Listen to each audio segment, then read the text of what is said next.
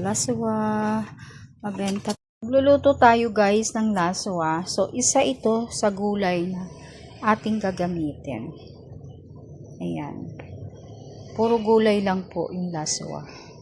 May halong kalabasa, okra, at marami pang iba guys. Ayan na guys, tapos na. Tinanggal ko yung mga sira. Tinapon ko. Ay! Tatapon yung mga sira.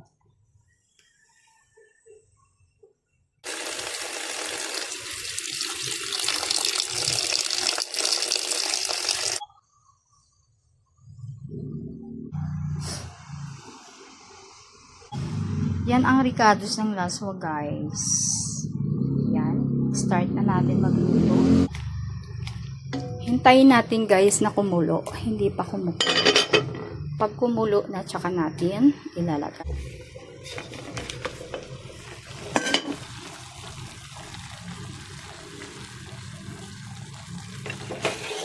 Ilagay natin ang mga ricados. Yan. Slides lang.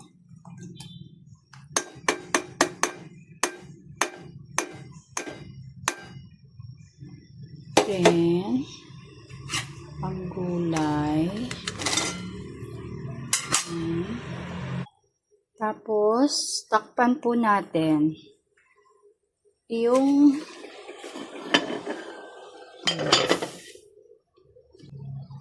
para maluto.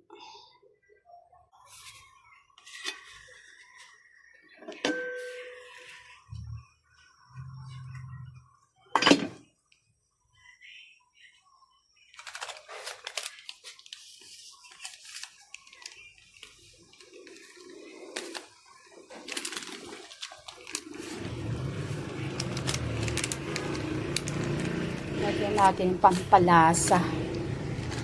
Palasa.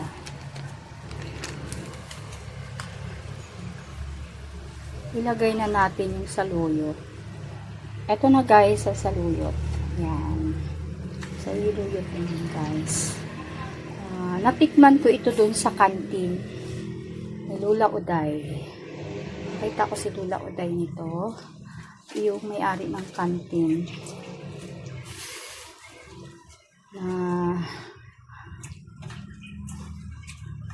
Hindi ko siya Lola, pero Lola Uday ang tawag namin siya. Sa kanya, hindi ko siya kamag-anak ko na. Basta Lola Uday.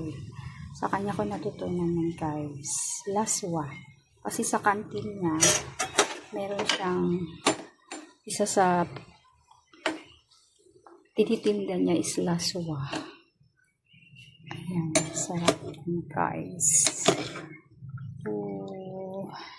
Puro gulay lang po siya. Wala po siyang halo.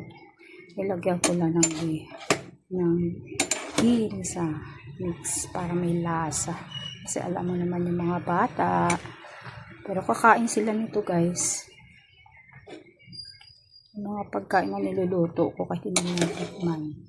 Kumakain sila kasi wala silang magagawa guys. Kung ano lang ang nasa lamesa, kakainin talaga nila. Kasi sabi ko, pag hindi sila kakain, magugutom sila. Kaya huwag dapat mamili ng ulam. Dapat,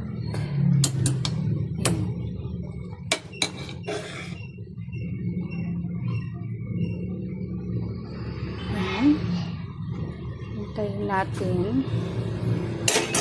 Ayan. Healthy yan guys. Laswa. Thank you for watching.